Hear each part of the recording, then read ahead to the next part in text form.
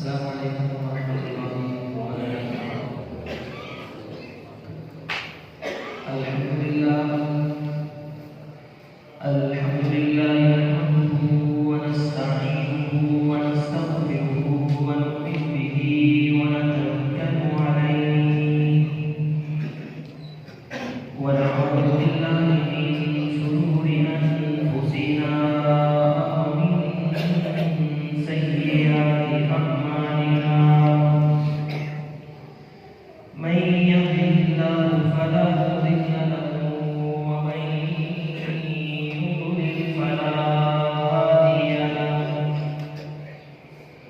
وأشهد أن لا إله إلا الله وحده لا شريك له، وأشهد أن محمدا عبده ورسوله. اللهم صل على محمد وعلى آل محمد كما صليت على إبراهيم وعلى آل إبراهيم إنك حميد مجيد. اللهم بارك على محمد وعلى آل محمد كما باركت على إبراهيم وعلى آل إبراهيم إنك حميد مجيد. من يطع الله ورسوله فقد رشد واهتدى، ومن يعص الله ورسوله فقد ضل وغوى. سبحانك لا علم لنا إلا ما علمتنا إنك أنت العليم الحكيم.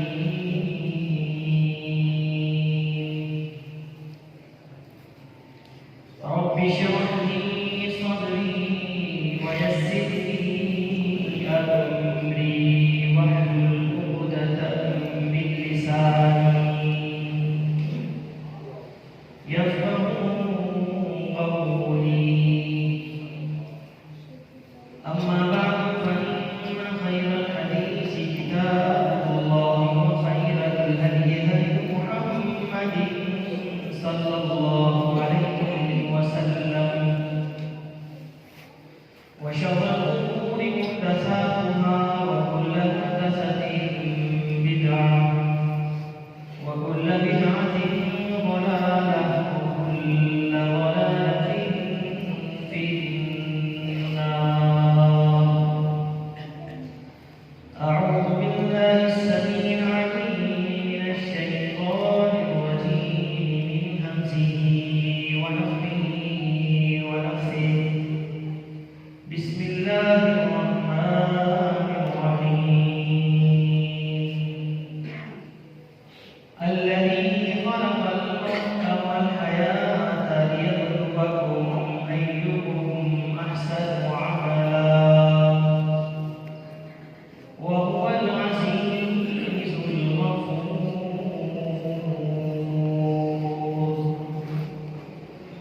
صدق الله العظيم وصدق رسوله النبي الكريم، ونحن على ذلك من الشاهدين والشاكرين والحمد لله رب العالمين.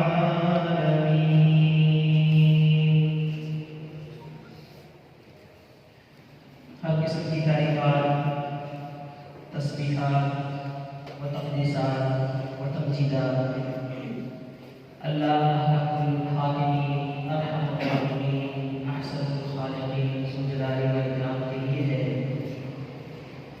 اور لاکھ و سلام خلیفہ الانبیاء والمرسلین شفیع الموحدین سید الاولین والآخرین کی ذات انسان رسمت پر، جن کا نام نامی اسم الہی محمد صلی اللہ علیہ وسلم ہے.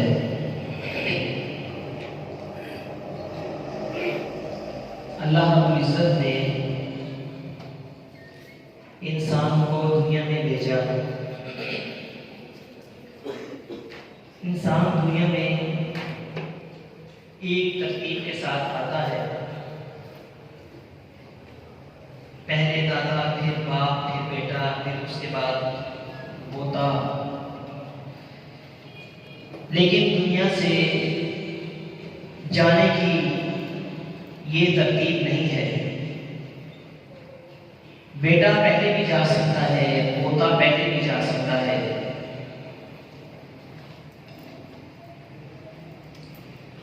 اور شیطان ہمیشہ انسان کو اس دھوکے کے اندر مبتلا رکھتا ہے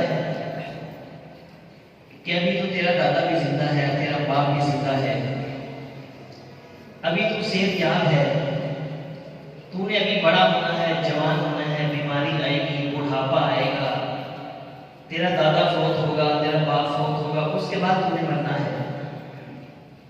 ابھی تیرے پاس صحت ہے، جوانی ہے، ابھی دنیا میں عیش کر لے، ابھی تیرے کھیلنے کے کودنے کے دن ہیں. اور یہ بات ہمیں یاد رکھنی چاہیے کہ مرنے کے لیے بڑھاپا شرط نہیں ہے. مرنے کے لیے زیادہ عمر کا ہونا شرط نہیں ہے. مرنے کے لیے ضروری نہیں ہے کہ پہلے میرا باپ فوت ہوگا، پھر اس کے بعد میری باری آئے گی. کوئی بھی شرط نہیں ہے.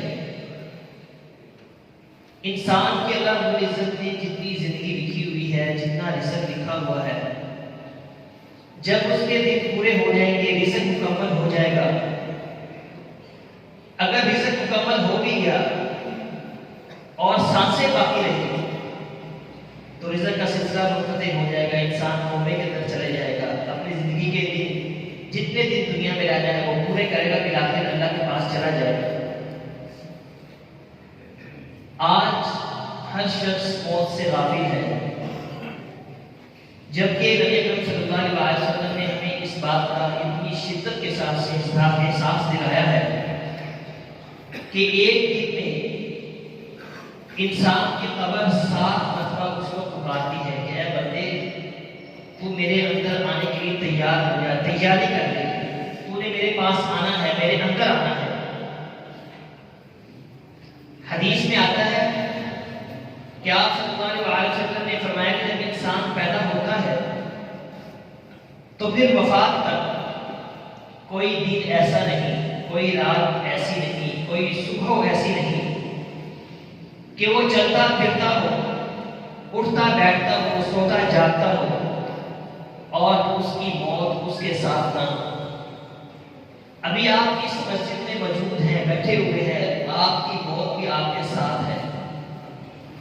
اللہ کے حکم کی منتظر ہے. جب اللہ کی طرف سے اشارہ ہوگا تو آپ کی روح نکل جائے گی جسم سے. موت نہ جوانی دیکھتی ہے، نہ تندرستی دیکھتی ہے، نہ ہی آپ کے مال و دولت دیکھتی ہے، نہ ہی آپ کی وہ سلطنت و جاہ دیکھتی ہے. اس لیے ہمیں ہمیشہ موت کو یاد رکھنا چاہیے. آج جو ہمارے اندر خرابیاں ہیں، بگاڑ ہے، فساد ہے، اس کی وجہ یہی ہے کہ ہم نے موت کو بالکل ہی فراموش کر دیا ہے. موت کا خوف ہمارے دلوں سے نکل چکا ہے. جبکہ صحابہ کرام کا عالم تو یہ ہوتا تھا جب موت کی بات آتی تھی تو ان کے رونگٹے کھڑے ہو جاتے تھے. سیدنا عثمان غنی رضی اللہ تعالی عنہ جب قبر کے پاس کھڑے ہوتے تو اتنی شدت سے روتے. صحابہ کرام نے پوچھا، اے عثمان، آپ قبر کے پاس آ کر اتنا کیوں روتے ہیں جبکہ آخرت کا بھی ذکر آپ کے سامنے ہوتا ہے؟ آپ کو ہم نے کبھی اس شدت کے ساتھ روتے ہوئے نہیں دیکھا. جیسی کیفیت قبر کے اوپر کھڑے ہو کر آپ کی ہوتی ہے ویسے عام حالات میں نہیں ہوتی، عام باتیں سن کر نہیں ہوتی.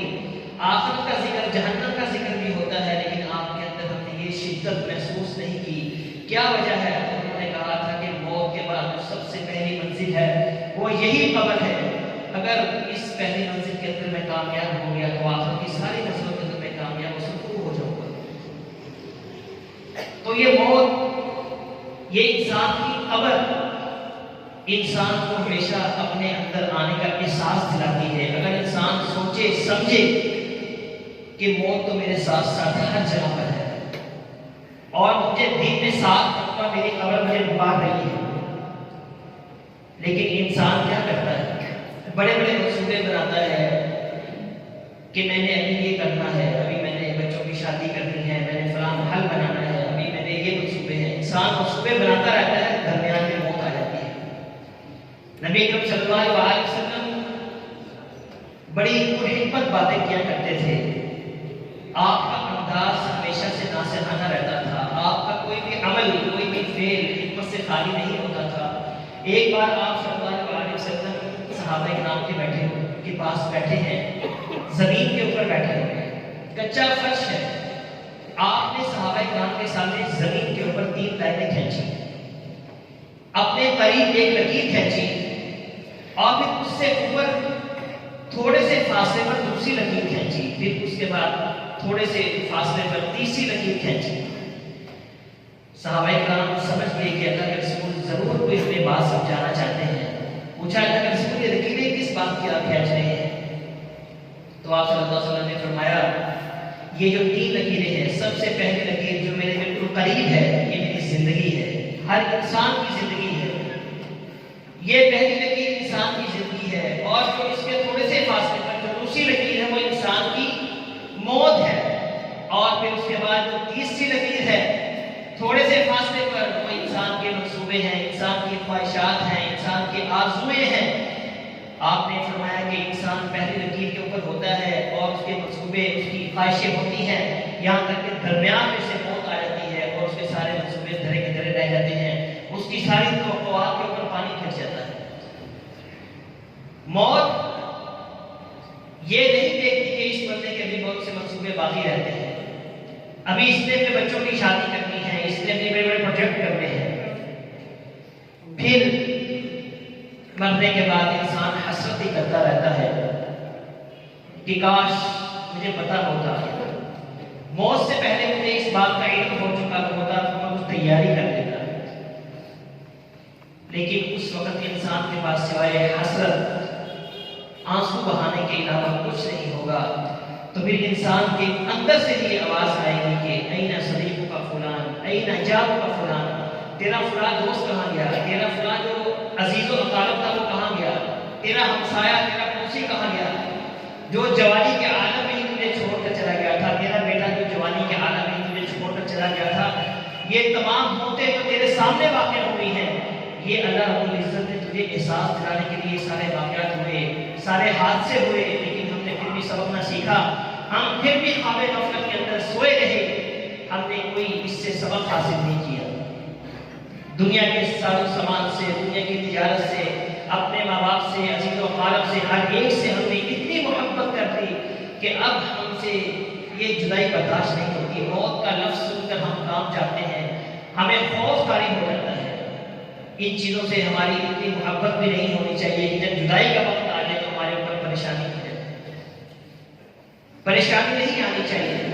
اور تیاری بھی ہماری موت کی ایسی ہونی چاہیے کہ ہمارے مرنے کے بعد ہماری اولاد بھی مطمئن ہو کہ میرا باپ، میرا بھائی، میرا تایا، میرا چچا، میری والدہ، میری پھپھو جو بھی دنیا سے رخصت ہوئی ہے، پیچھے سے وہ صاحب کو یہ تسلی ہونی چاہیے کہ زندگی تو ایسی بھرپور گزارتے گیا ہے، زندگی کے اندر اس نے کوئی عبادت کے اندر کوئی کمی کوتاہی کی نہیں، کوئی کسر چھوڑی ہی نہیں ہے، تو اب اللہ کے پاس چلا گیا ہے، عزت و اکرام اس کو عطا ہوگا، اور ساری آسائشیں، ساری سہولتیں، ساری نعمتیں تو اب اس کو ملیں گی۔ دنیا میں تو بڑی تکلیفیں آتی تھی، پریشانیاں آتی تھی، دکھ آتے تھے، اب تو راحت کی زندگی کا سامان تو اس کو اب میسر ہے۔ بس جب یہ سوچ پیدا ہوتی ہے نا، جب انسان یہ چیزیں سوچتا ہے، پھر اس کو خوشی بھی ہوتی ہے، تسلی ہوتی ہے، بڑا حوصلہ ملتا ہے کہ ہمارے بڑے تو ایسی زندگی گزار کے گئے اور ہم نے بھی ایسی زندگی گزار کے جائیں گے، تاکہ ہمارے بعد ہماری اولاد بھی مطمئن ہو، خوش ہو۔ جیسے نبی اکرم صلی اللہ علیہ وسلم کا کوئی ایک صحابی جب فوت ہوتا، جب آپ صلی اللہ علیہ وسلم اس کے عمل کو دیکھتے تو آپ خوش ہوتے تھے کہ میرا یہ صحابی ایسے ایسے عمل کر کے گیا ہے، اب جنت کے باغوں کے اندر وہ چہل پہل کر رہا ہوگا، جنت کے باغوں کے اندر گھوم رہا ہوگا، وہ اس کے پھلوں کو کھا رہا ہوگا، ایسے الفاظ کیا کرتے تھے۔ اور اس زندگی کے اندر یہ بات بھی ہمارے ذہن نشین رہنی چاہیے کہ الیوم تدخل و تخرج، کہ انسان ہر روز قبر کے اندر جاتا ہے، قبرستان کے اندر جاتا ہے، وہ تخرج اور نکل آتا ہے، لیکن ایک دن آئے گا غدن تدخل ولا تخرج، اور ایک دن ایسا بھی آئے گا کہ انسان قبرستان میں جائے گا ولا تخرج، لیکن وہاں سے نکلے گا نہیں۔ ابھی تو عزیز و اقارب کو لے کے قبرستان جاتے ہیں، واپس آ جاتے ہیں، لیکن ایک دن جب جائیں گے واپس نہیں آئیں گے۔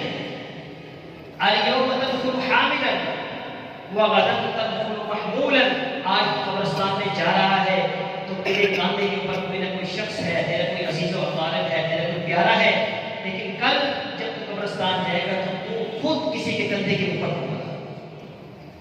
یہ تمام چیزیں ہمیں احساس دلاتی ہیں، ہمیں موت یاد کرواتی ہیں کہ اصل زندگی تو قبر کی زندگی ہے، اصل زندگی تو آخرت کی زندگی ہے۔ دنیا سے اتنی محبت نہ کر کہ بعد میں تیرے لیے مشکل پیدا ہو جائے، تیرے عزیز و اقارب کے لیے مشکل پیدا ہو جائے۔ اللہ رب العزت نے قرآن مجید کے اندر اس دنیا کی زندگی کو خواب کہا ہے کہ یہ خواب ہے، اس لیے آپ اپنے آپ کو تیار کرو۔ خوابوں کے حوالے سے، خوابوں کے اندر دیکھی ہوئی چیزوں کے ساتھ آپ اس کے مطابق اپنی زندگی بسر کرنے لگ جائیں گے تو آپ حقیقت اس حقائق سے بہت دور ہو جائیں گے۔ لوگ کہیں گے پاگل شخص خوابوں کی دنیا میں رہتا ہے۔ اللہ کے نبی نے، ہمارے پیغمبر نے اس دنیا کو یہ خواب کہا ہے، یہ خواب ہے۔ جو ہی روح ہمارے جسم سے نکل جائے گی خواب ختم ہو جائے گا۔ یا ایھا الانسان ما غرک بربک الکریم الذی خلقک فسواک فعدلک فی ای صورۃ ما شاء رکبک۔ اے انسان، تجھے کس بات کا گھمنڈ ہے، تجھے کس بات کا فخر ہے، تو کس بات کو اٹھاتا ہے، کیوں گھمنڈ کرتا ہے؟ غرور نہ کر، تکبر نہ کر۔ اللہ کہتا ہے تیری حقیقت کیا ہے؟ کچھ بھی نہیں ہے، تجھے میں نے پیدا کیا ہے، تجھے میں نے سیدھا کیا ہے۔ فی ای صورۃ ما شاء رکبک، تجھے میں نے خوبصورت جسم، خوبصورت حسن عطا فرمایا ہے، تیری کوئی حیثیت نہیں، تو نے ایک ہی بن کے میرے پاس آنا ہے۔ آپ اندازہ کریں کہ وہ عظیم ہستیاں، صحابہ کرام، جنہیں اللہ رب العزت نے، اللہ کے پیغمبر صلی اللہ علیہ وسلم نے دنیا کے اندر ہی جنت کی بشارتیں دی تھی کہ ایک مرتبہ صلی اللہ علیہ وسلم نے اپنے 10 صحابہ کرام کا نام دے کر کہا، ابو بکر فی الجنہ، عمر فی الجنہ، عثمان فی الجنہ، علی فی الجنہ۔ اس صحابہ کرام 10 صحابہ کا نام ایک مرتبہ لے کر فرمایا کہ یہ سارے کے سارے جنتی ہیں، دنیا کے اندر ہی ان کو جنت کی بشارت دے دی۔ اور ان کا عالم کیا تھا؟ جنہیں دنیا کے اندر ہی جنت کی بشارتیں مل گئی، بشارتیں ملنے کے بعد بھی ان کی کیفیت کیا تھی، ان کا کیا عالم تھا؟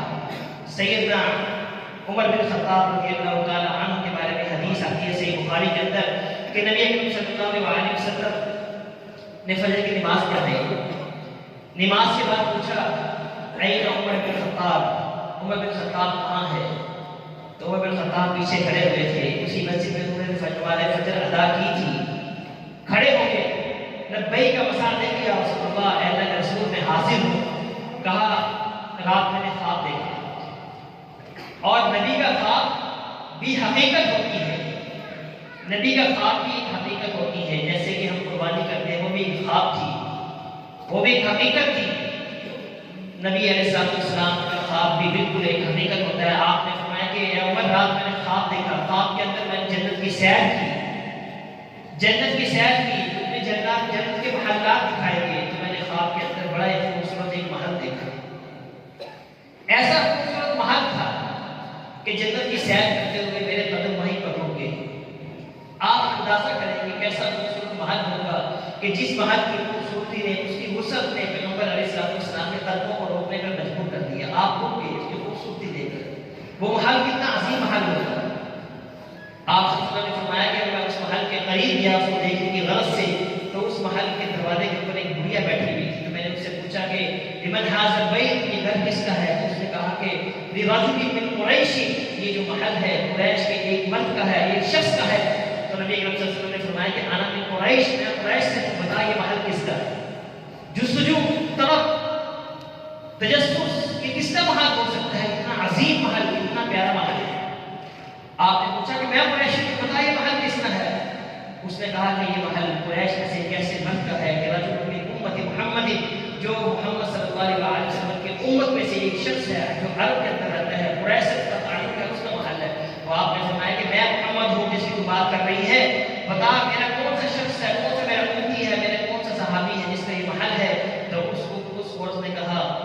لعمر بن الخطاب رضی اللہ تعالی عنہ، یہ محل عمر بن الخطاب رضی اللہ تعالی عنہ کا۔ نبی اکرم صلی اللہ علیہ وسلم فرماتے ہیں کہ میرا دل چاہا کہ میں اس عظیم محل کو دیکھنے کے لیے اس کے اندر گیا، جب میں نے دروازہ کھولا تو اندر مجھے ایک عورت نظر آئی تو میں وہیں سے واپس پلٹ آیا، مجھے عمر کی غیرت یاد آئی۔ آپ نے عمر کو مخاطب کرتے ہوئے کہا ولیکن ذکرت غیرتک، لیکن عمر مجھے تیری غیرت یاد آ گئی کہ تو دنیا میں اپنے گھر کے اندر کسی اجنبی کو داخل نہیں ہونے دیتا، کسی غیر مرد کو اپنے گھر میں داخل نہیں ہوتا، کہ اتنا غیرت مند ہے، تو میں جنت کے اندر بھی تیرے محل کے اندر یہ بات سوچ کر میں واپس آ گیا، واپس پلٹ گیا، تیرے گھر کے اندر داخل نہ ہوا، جبکہ میرا دل چاہ رہا تھا کہ میں اس محل کو دیکھوں۔ اب عمر بن خطاب رضی اللہ تعالی عنہ کا محل بھی نبی کریم صلی اللہ علیہ وسلم نے دیکھ لیا، جنت کی ان کو بشارت کی الگ سے دے دی گئی، اس کے باوجود ان کا کیا عالم تھا؟ جب آخری وقت ہے عمر بن خطاب کا، خون بہت سا بہہ گیا ہے، بستر کے اوپر ہے، اور ان کے بیٹے عبداللہ بن عمر نے اپنے باپ کا سر اپنے اٹھایا ہوا ہے، اپنے ہاتھوں میں لیا ہوا ہے، اور ان کے ہونٹ ہل رہے ہیں۔ عمر بن خطاب رضی اللہ تعالیٰ عنہ کے ہونٹوں میں سرگوشی ہو رہی ہے، لیکن آواز سنائی نہیں دے رہی۔ ایک وقت وہ بھی تھا کہ عمر بن خطاب رضی اللہ تعالیٰ عنہ جب بات کرتے تھے تو ایک میل کے فاصلے سے ان کی آواز سنائی دیتی تھی، اتنی ان کی جاہ و جلالت تھی، اتنی ان کی بلند آواز تھی۔ لیکن اب بستر مرض پر پڑے ہوئے ہیں، زخمی حالت میں ہیں، ہونٹ گر رہے ہیں، بیٹا پاس بیٹھا ہوا ہے، بیٹے کی گود میں سر رکھا ہوا ہے، لیکن اس کے بیٹے کو اپنے باپ کی آواز سنائی نہیں دے رہی۔ بیٹے نے اپنے کان باپ کے ہونٹوں کے قریب کیے تو ان کی آواز سے، ان کی زبان سے بات کر رہی تھی۔ وہ کہہ رہے تھے ذا رأسی فی الارض لعل اللہ یرحمنی، اے میرے بیٹے میرا سر نیچے زمین کے اوپر رکھ دے، مٹی کے اوپر رکھ دے، شاید یہ اپنی حالت دیکھ کر میرا رب مجھ پر رحم فرما دے۔ عاجزی و انکساری، یہ سب تعجب تھا کہ میری حالت ایسی زمین کے اوپر گرد و غبار سے پٹا ہوا جب میرا وجود ہوگا، میری حالت دیکھے گا جب میرا رب، تو مجھ پر شاید مجھ پر رحم کر دے۔ اب جب سے ایسے عظیم ہستیوں کی یہ حالت تھی، جبکہ ان کو جنت کی بشارتیں مل چکی تھی، اور وہ پھر بھی اتنے خائف رہتے تھے، اللہ سے ڈرتے رہتے تھے، موت تک ان کا یہ عالم تھا۔ اور یہ ایسے صحابی ہیں کہ ایک مرتبہ نبی کریم صلی اللہ علیہ وسلم نے فرمایا قیامت کے دن جب میدان محشر میں عمر بن خطاب جائیں گے، ابو بکر صدیق جائیں گے، اللہ رب العزت سب سے پہلے جنت کا سرٹیفکیٹ عمر بن خطاب کے ہاتھ میں دے گا۔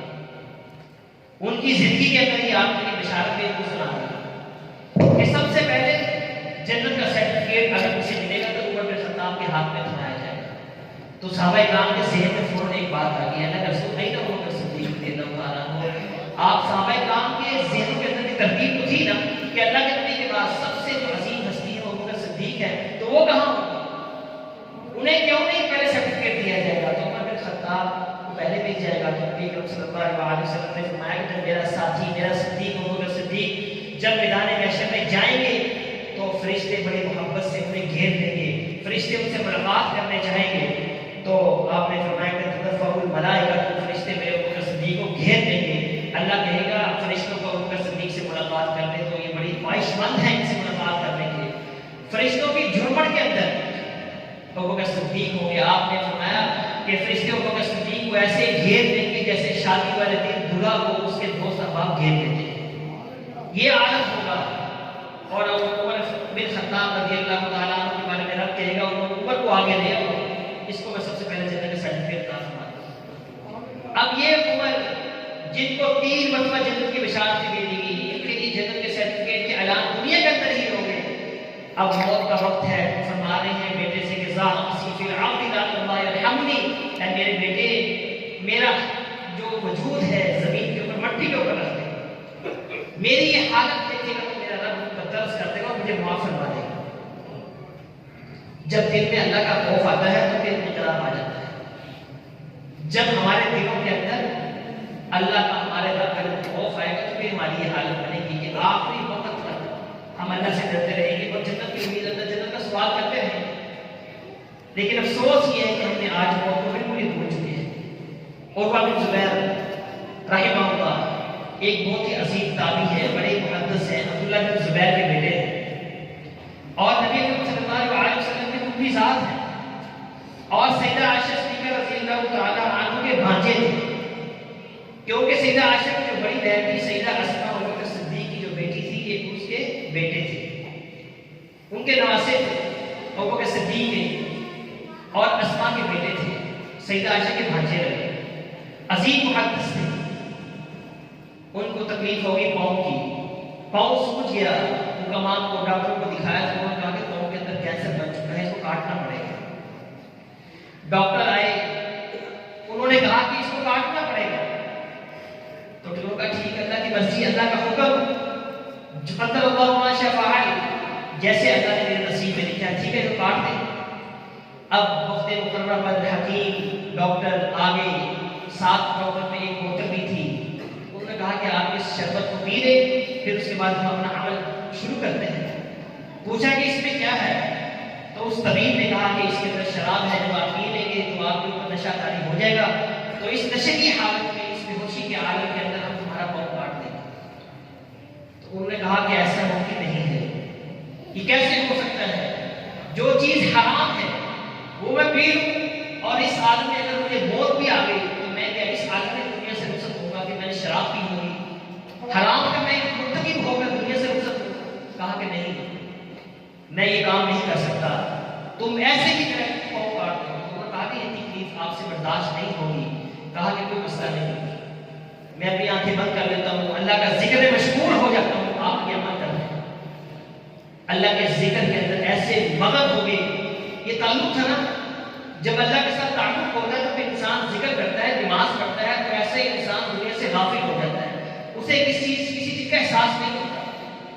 جیسا کہ ایک صحابی کو جب تیر لگا، جب تیر نکالنے لگے تو صحابی نے کیا کہا تھا، مجھے نماز کی نیت کرنے دے، میں نماز شروع کروں گا، جب میں نماز پڑھنا شروع کروں گا تو اس دوران ہی میرا تیر نکال دینا، تو مجھے تکلیف کا احساس نہیں ہوتا، کیونکہ وہ ان عبادتوں کی لذت کے اندر ایسے مگن ہو جاتے تھے، انہیں کسی دنیاوی تکلیف کا احساس ہی نہیں ہوتا۔ آج ہماری عبادتیں، ہمارے ذکر ان تمام لذتوں سے محروم ہیں، وجہ کیا ہے؟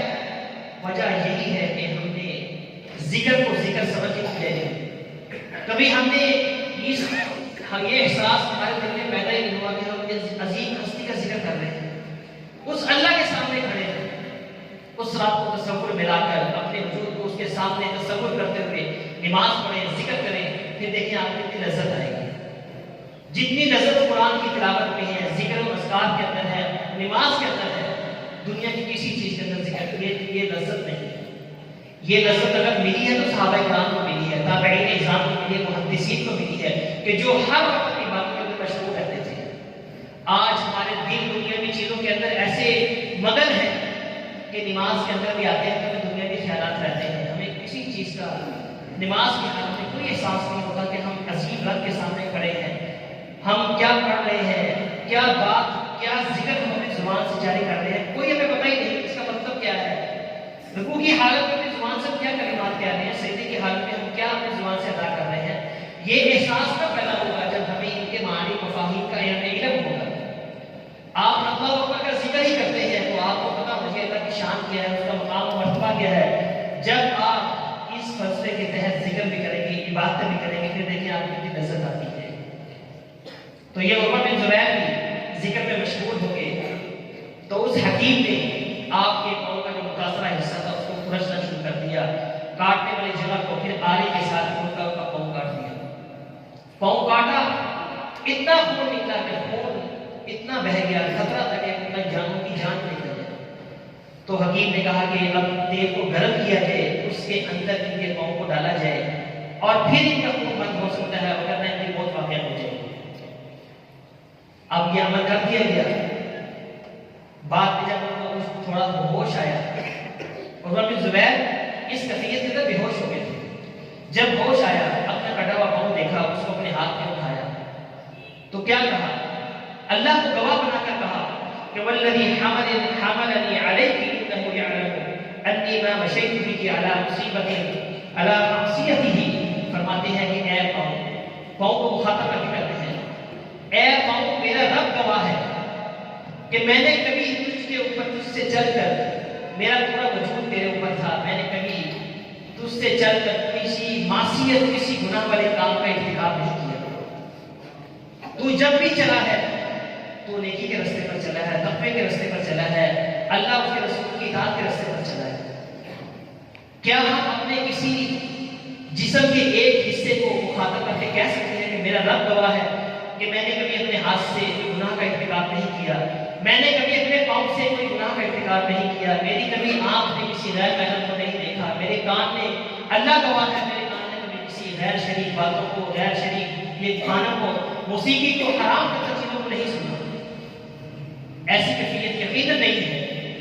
ہم اپنے وجود کے اندر، اپنے جسم کے اندر کسی ایک چھوٹے سے چھوٹے اس کے بارے میں بھی اللہ کو گواہ بنا کر اس کو مخاطب کر کے یہ بات نہیں کہہ سکتے۔ کاش کہ ایسا ہو جائے کہ ہم اپنے ہاتھوں کو، اپنے پاؤں کو، اپنے جسم کے ایک ایک عضو کو ہم مخاطب کر کے کہہ سکتے کہ میرا رب گواہ ہے میں نے تیرے ذریعے میں نے کبھی کوئی گناہ کا ارتکاب نہیں کیا، نہ میری آنکھ نے، نہ میرے کان نے، نہ میری زبان نے کوئی ایسا کلمہ بولا ہے، نہ کسی کی غیبت کی ہے، نہ چغلی کی ہے، نہ گناہ کیا ہے، نہ میرے قدم کسی گناہ والی جگہ کے لیے اٹھے۔ ایسی کیفیت اگر ہو جائے تو پھر یقیناً آپ کو کامیاب ہو سکتے ہیں۔ اللہ رب العزت ہماری لیے کیفیت بنا دے۔ اب انہوں نے جو یہ بات کہی تھی کس بنیاد پہ کہی؟ اسی وجہ سے کہا تھا زندگی اطاعت کے اندر گزاری، اور پھر ایسا ہمت حوصلہ بھی پیدا ہوا کہ انہوں نے یہ بات کہی۔ اللہ رب العزت ہمیں بھی ایسا بنا کہ ہم بھی یہ بات کہنے کی جرات کر سکیں۔